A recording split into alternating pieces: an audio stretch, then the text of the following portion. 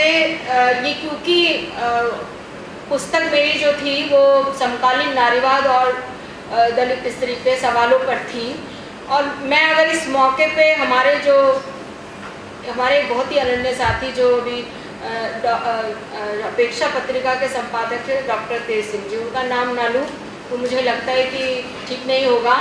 और इसके अलावा जो मुख्य स्त्रीवादी लेखिका रही जिनसे उर्मिला पवार है, मीनाक्षी मून है, जबकि जब मैं थोड़ा लेट आई तो मैं हेमलता जी का आधा सुन रही थी।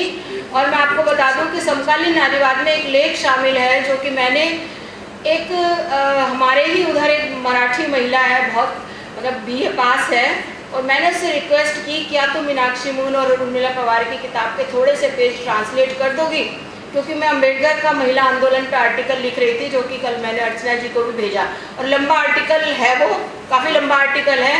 तो वो छाया अंबोरे थी, दिल्ली में ही रहती हैं, और भुसावल में मैंने और उन्होंने बैठ करके कई दिन उस किताब का अनुवाद किया, और वो लेख के रूप में आया डॉक्टर अम्बेडकर का। मतलब सवाल ये लेख था कि डॉक्टर अम्बेडकर स्त्रीवादी बने कैसे, उसके अंदर बहुत तमाम तरह के आंकड़े हैं।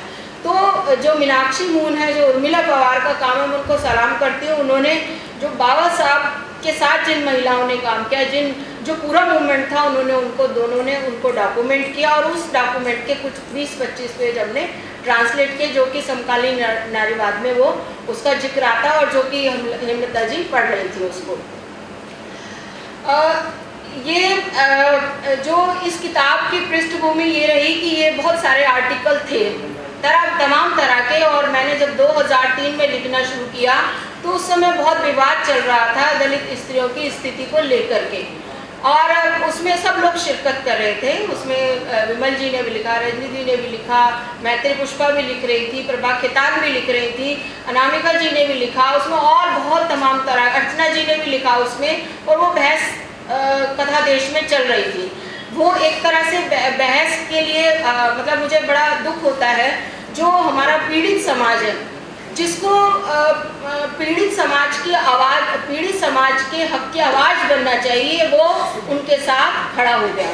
जो उत्पीड़ित थे, उत्पीड़न करने में खड़ा हो गया, तो बहुत सारे लोग निकल कर गए। मैं ये नहीं कहूँगी कि सिर्फ महिलाओं ने ही, हमारी लेखिकाओं ने लिखा, कुछ बहुत सारे पुरुष भी थे।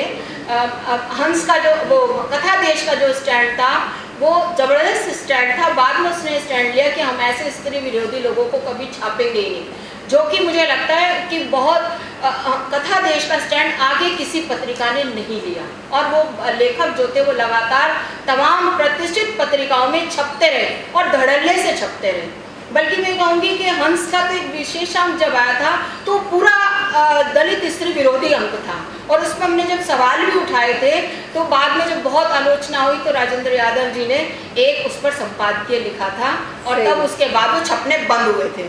तब तक वो लगातार हंस में छप रहे थे। इसके बाद जनसत्ता में भी वो लगातार छपे अपनी स्त्री विरोधी मानसिकता को लेकर के, लेकिन जनसत्ता में ओम थानवी जी उनको छापते रहे, लेकिन बाद में उन्होंने भी छापना बंद किया। तो ये लंबी लड़ाई थी, और ये लंबी लड़ाई चौतरफा थी।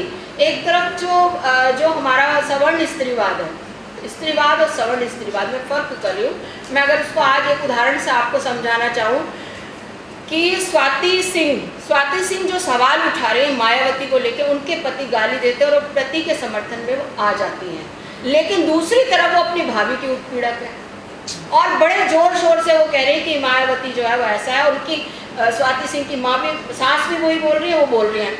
अब ये चरित्र दिख जाता है कि आप अपनी भाभी का उत्पीड़न करते हो और समाज की नेता बन जाते हो, दूसरी तरफ एक दलित महिला को भी आप, और वो भी दलित महिला क्या जो कि अपने बलबूते, अपनी मजबूती से निकले, इंटरनेशनल पर्सनैलिटी है, उनको आप जो मर्जी कह देते हो। तो जो सवर्ण नारीवाद है ये इस तरह का है कि इससे जो है, इससे हमारी लड़ाई सीधी है। देखिए मैं आपको फिर कह रही हूँ, स्त्रीवाद और सवर्ण स्त्रीवाद दोनों में फर्क है। सारा स्त्रीवादी दुश्मन नहीं है, सारा स्त्रीवाद दुश्मन नहीं है दलित स्त्रीवाद का, लेकिन जिनके मन में सवर्णवाद बैठा हुआ है, जो जाति से पीड़ित है, जिन्होंने जाति को नहीं छोड़ा, हमारी लड़ाई उनसे है। वो दलित पुरुष भी हैं, वो गैर दलित स्त्रियाँ भी, और वो गैर दलित समाज भी है। तो दलित स्त्रीवाद की लड़ाई उनसे है, और वो सबसे उनकी लड़ाई नहीं है।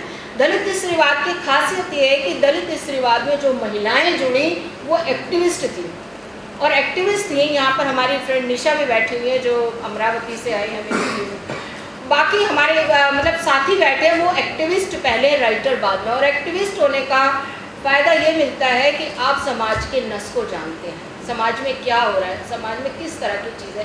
वो बंद कमरे की राइटिंग नहीं है, बंद कमरे के इश्यूज़ नहीं है।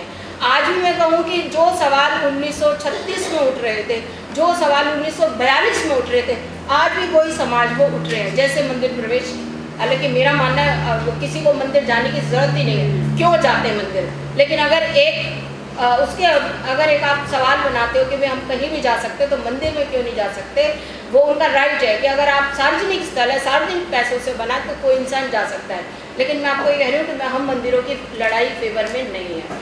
तो वो जो सारे सवाल थे, दलित स्त्रियों की अस्मिता के सवाल थे, जिस तरीके से उनके साथ बलात्कार होता है, मर्डर होता है, और चाहे वो डेल्टा मेघवाल, अभी तो नया केस आया डेल्टा मेघवाल हो, जिस बच्ची का जो अभी हरियाणा की जो बच्ची है, जिस तरीके से जो उठ रही है वो वैसे ही हैं।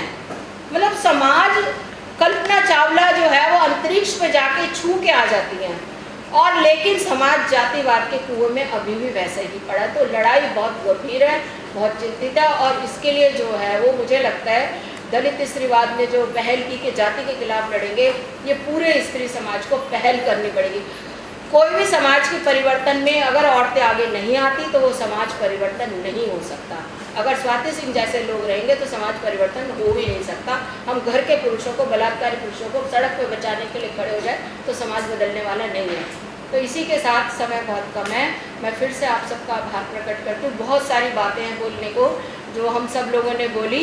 मैं यही कहूँगी कि चाहे बाज़ारवाद हो, चाहे जो भी हो, लेकिन उसमें सबसे बड़ा सवाल दलित स्त्री के साथ उसका जाति का सवाल जुड़ा है, और उसके साथ उसकी जो है वो अस्मिता का सवाल जुड़ा है। उसका एक स्त्री होना, फिर से दलित स्त्री होना, जाति की मार उसके ऊपर, गरीबी की मार, ये बहुत बड़े सवाल है, और इनसे हमें लगातार लड़ना पड़ेगा। धन्यवाद।